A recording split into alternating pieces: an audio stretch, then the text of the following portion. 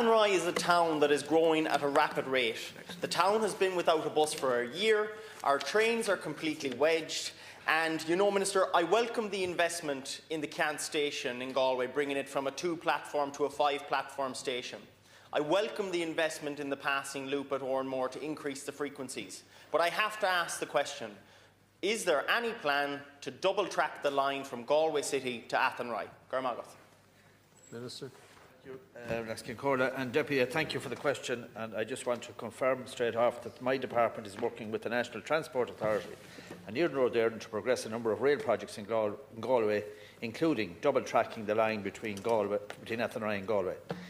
But in order to progress this project, Éireann Road Éireann have appointed a multidisciplinary engineering consultancy, and the Galway line capacity study commenced last summer, so the work is in hand at the moment. The development of an emerging preferred option is expected to be identified later this year. Separately and related, as you say, works have commenced at Oranmore Station in October.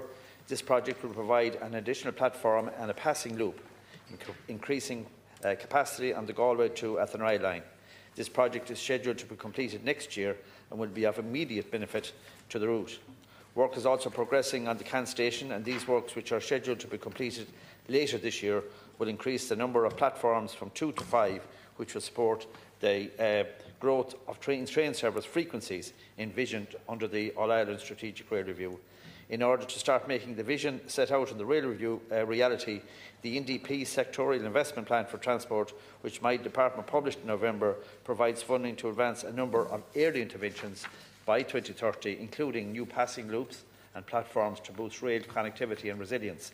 Included in these early interventions are new platforms at Clara and Woodlawn in Galway on the Galway line, which will support journey times. The sectorial plan also provides funding to commence the construction of the reinstatement of the Western Rail Corridor between Claremorris and Athenry. And I look forward to seeing these projects being delivered in the years ahead. And in fact, this morning I met with the Chief Executive of Éireann Road Éireann to get a progress report on the works that are going on right across the country in terms of the All-Ireland Rail Review. And I'm happy to say that progress is being made. And last year we had 55 million journeys on rail. So we're now talking about rail in a fashionable way, as opposed to what we're talking about it for the last 20 years ago, which was closing it down. We're now in expansion and growth mode, and that's what we'll be doing. Thank you, Deputy. Gurmagat, Minister, and I really appreciate that update, the fact that it is being looked at and that a team has been appointed to design a preferred option. But I have to re-emphasise the point, Minister. Athenry, a town with over 5,000 in population, a town that currently has 200 homes under construction across 4 different sites. Things are going great for the town. Jobs are coming, but that access to Galway City is vital. And right now, a town with over 5,000 people has no bus service. Our trains are completely wedged in the morning. And I know that the trains and the carriages are on their way, but they cannot come quick enough.